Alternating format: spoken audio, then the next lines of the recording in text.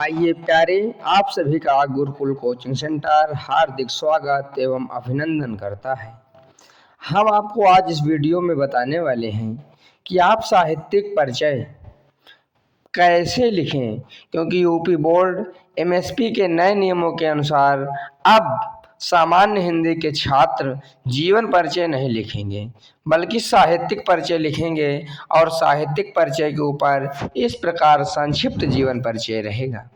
देखिए, जैसे कबीर दास जी का जीवन परिचय है। आज हम आप इसको इस वीडियो में कबीर दास जी का जीवन परिचय लिखना सिखाएंगे, कैसे सही होता है लिखना।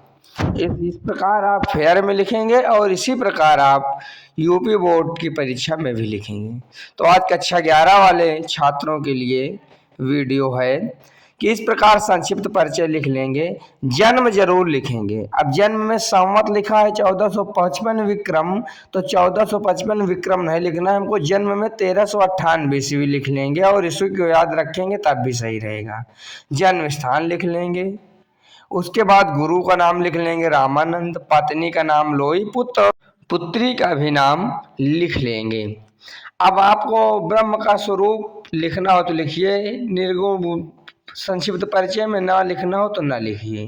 भाषा जरूर लिख लीजिए सधुक्कड़ी। शैली लिखना है तो लिखिए, ना लिखिए नहीं लिखना तो लेखन विधा भी मत लिखिए। प्रमुख रचनाएं लिख लीजिए और मृत्यु लिखना मत भूलिए। यानी 2-4 बिंदु यानी 5-6 बिंदु कबीर दास की हम संक्षिप्त परिचय में लिख लेंगे। जन्म, जन्म स्थान, गुरु, पत्नी, पुत्र और पुत्री। साहित्य में स्थान नहीं लिखेंगे, प्रमुख रचनाएं अवश्य लिख लेंगे और मृत्यु, ये 5-6 बिंदु याद रखेंगे। और फिर हम किसी भी लेखक या कवि का साहित्यिक परिचय लिखने के पहले उसका इसी प्रकार संक्षिप्त परिचय लिखेंगे। कोई नंबर अध्यापक आपका यूपी बोर्ड में काट नहीं सकता। इसी प्रकार फेयर भी कंप्लीट करेंगे। यही सही नियम है इस समय का साहित्यिक परिचय लिखने का, किसी भी लेखक या कवि का। फिर हम साहित्यिक परिचय की हेडिंग डालेंगे और लिखना प्रारंभ करेंगे। तो इस प्रकार प्यारे, देखिए आज हम कबीर दास जी का जीवन परिचय के आधार पर साहित्यिक परिचय लिखेंगे।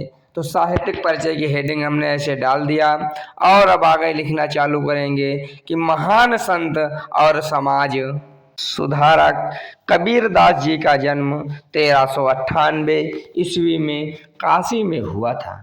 इनका पालन पोषण नीमा और नूरी नामक जुलाहा दंपति ने किया। इनकी पत्नी का नाम लोई और संतानों का नाम कमाल और कमाली था। यानी कमाल पुत्र था और कमाली इनकी पुत्री थी। कबीर दास ने अपने वाणी से सामाजिक कुप्रथा, पाखंडवाद, अंधविश्वास और ढोंग पर तगड़ा प्रहार किया।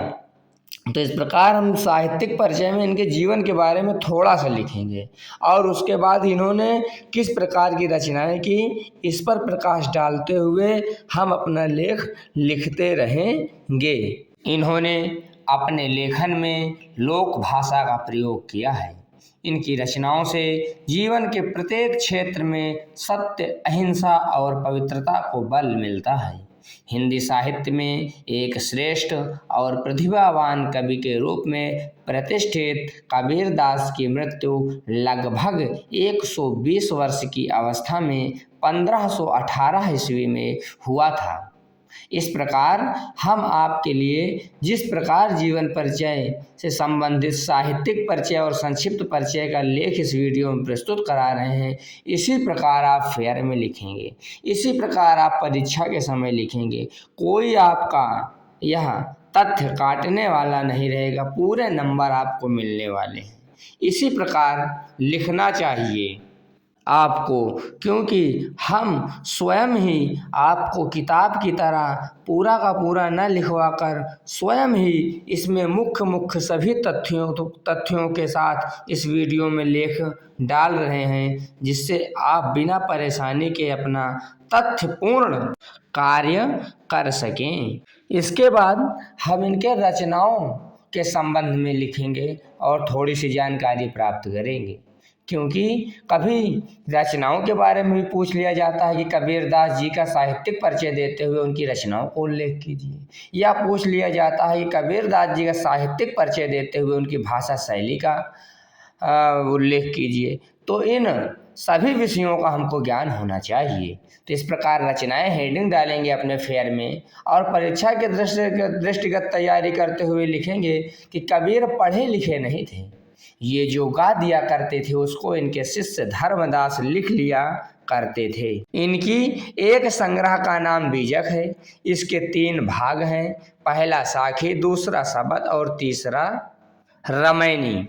तो इस प्रकार हम इनकी रचनाओं का अपने कलम के माध्यम से सुंदर तरीके से प्रयोग करके लेख में लिखेंगे। इसके बाद हम इनकी भाषा शैली पर प्रकाश डालेंगे कि कबीरदास की भाषा में पंजाबी, राजस्थानी, अवधी आदि अनेक भाषाओं की खिचड़ी मिलती है। इसीलिए इनकी भाषा को पंचमेल खिचड़ी या सधुक्कड़ी भाषा भी कहा जाता है। इन्होंने खड़ी बोली और ब्रज भाषा का भी प्रयोग किया है। इन्होंने खंडनात्मक और उपदेशात्मक शैली का अधिक प्रयोग किया है। खंडनात्मक यानी बुरे विचारों का खंडन किया है और अच्छे विचारों का उपदेश दिया है। इस प्रकार इस वीडियो में इतना ही। आप सभी का वीडियो में आने और बने रहने के लिए बहुत बहुत सादर धन्यवाद। आप लोग इसी प्रकार हमारी वीडियो को देखते रहिए, लाभान्वित होते रहिए, चैनल से जुड़े रहिए। आप सभी का स्वागत है इस चैनल पर, अभिनंदन है, ढेरों वंदन है और आप सभी का बहुत बहुत धन्यवाद।